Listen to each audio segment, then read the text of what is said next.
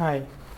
So in this video, I'll give you the walkthrough about how doing the basically efficient prompt engineering while creating the prompt the best that is the best possible for this problem.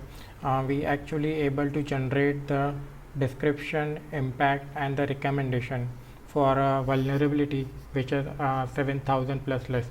So if I walk through the problem statement, so here is just a file which is shared by our client who are into the security domain.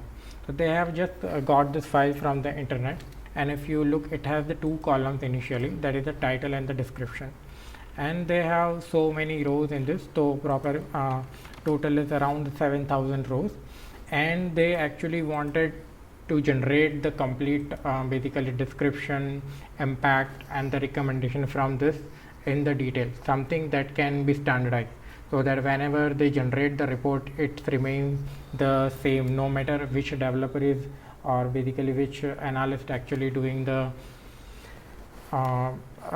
basically creating the report, and all the report for all the client, they require the consistency.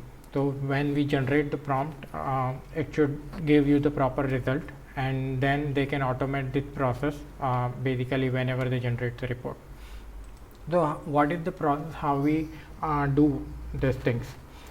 Because there is a very little information. Even as a human, we have very little information, but the large language model has those information. They have trained on the so many points that they can actually make sense out of these things, and they create it. But how we give the proper prompting to them, how we give the efficient prompting to them? So it's not the one shot solution. We need to actually try out the many prompts and see what are the things going on, how it is responding, which are the words that's understanding and not understanding. So basically, if I give you the walkthrough how we did the solution to this, so we just decided to have a simple script which will actually take the input from the text and the description, and then it will use the LLM models and then get the desired result for us. Now what APIs to use, what platform basically to use? So there are Open API, Cloudy, Gemini, Mixtral, and few others. But we did not do so much dig up, but we just try to go with the Mixtral because it's the powerful, efficient, and the cost is a little lesser compared to others. So to access the Mistral API, we have used the LangChain for calling their APIs, and then for the LangChain framework, which is basically a widely used framework to actually do the interaction with the various LLM platform. It has good support for the prompt engineering, language graph workflow, and many other features. So there we use inside LangChain, we use the LangChain _ Mistral module of the Python, which can help us actually directly call their API and abstract all the complexities of it. And yes, for security reasons, we store the API key in the environment variable. Now we need to, what are the challenges with the data? So first thing is we just have very little information. Second thing is basically we have 7,000 row. So how do you actually validate that whether your prompt is correct or not? So we actually pick the around 50 to 100 various data points by going manually and understanding what are the one which is actually very popular vulnerabilities, what are the one which is very rare, what are the one which may have the higher impact, and what are few of them which are the lesser impact. So we basically sit with the client and analyze and got all the 50 to 100 row, and then we check for it. Okay, while doing the testing, while creating the prompt and preparation of it, we created actually 4 to 5 different prompts and run all the 100 rows on the 4 to 5 prompts. Then actually we created different results from that.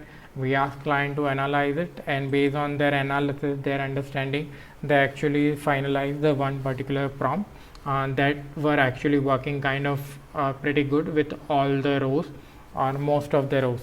So once we basically do this process, and then we actually did the generation of the prompt. So here is basically the sample prompt that we use in the actual code, which will have basically description, impact, and the recommendation. And this is the style of writing it, because the client want that it should be look like the human has prepared the report and not the generated by the automated machine. So we basically tell the prompt that behave like a cyber security analyst, and like the description should always start like we have detected this, and then go ahead. Same way for the impact and recommendation. So this is the format which we use for this thing. And for the input, what we did is simply we had the title and the description column. So we simply concatenate both the strings, and then we give it to the API. So if I give you the flow of the script, so basically we use the pandas for actually dealing with the CSV file, the reading and writing. Now this is the thing is that this file is like the 7,000 rows. So when we do the calling of the API, we have to create into the chunk. We have to create the checkpoint, because of the network error or the system error or anything can happen. So it can crash anytime. So if we have created into chunk, we have created the checkpoint. So let's say if I have a 7,000 row, then every 100 row process I would write it to the CSV, and the result I would write to the CSV. So there the checkpoint I would save it. So if it is crash and if I start the same program again, it know where it will actually stop the last time. So it will start from there, and it will not create any other issues or reprocess anything which has already been processed. Now in this case we have to manage the exception, like maybe IO error or the network error or the code level exception that might happen. So inside the exception we do manage the state, so it knows where actually in case of exception happen, like whatever it has processed, it will actually save it first and then it will go out of it, so that we can actually do a restart of it. Now comes to the core logic of it. So if I give you the walkthrough of the core logic, is basically we have the dependency from the LangChain core, that is the human message and the system message. Then we have the chat Mistral AI, which will actually call that thing. So now here is the declaration of the chat Mistral AI API. So there we have used the model, the Open Mistral 8 billion parameters. Now there is one field called the temperature. So basically temperature here you can set between 0 to 1. So what the higher temperature, which would be like the more random output, or I would say basically more deviation from the original one. So in this case we actually give the 0, because we want exactly precise output and we did not want to go no deviate from the original one. So we even tried with the 0.1 and 0.2, but it did create some issue. Sometime it just writes something which is not 100% associated with the context. So by giving it to the 0, we try to give him that it should not deviate from the actual context that we have given. Though some of the cases this may require, so let's say if I am writing the short note or generating some poetry or something, so in that case the deviation higher may generate the better result. So this is something as part of the prompt engineering and try and error, we have to actually do this thing. So when we tried with the 3 to 4 or 5 different prompts, we actually had some of the cases where we actually change the temperature value, but the prompt text remains the same. And then we decided that we actually have the 0 value here. So then here we simply generate the input text by concatenation of the title and the description. Then we just had the one method, the generate content, and that had the core logic is this one. So inside that we just give the system prompt, and then system prompt is the one that above we decided, and then we give the human message, that what we want to try to basically interpret, for which we want to generate the impact, recommendation and description. Then we simply write the check.invox, it generates the output, and once the output is generated, we have actually put into the output data frame, and from there we have actually created to basically we process it and we convert it to the CSV, and it has generated the results that is the as expected.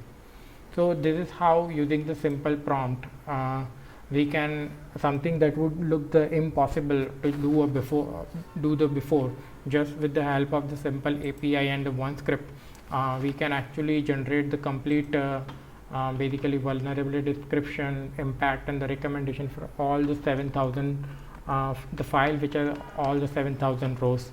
So this is how the efficient, and it saves a lot of time.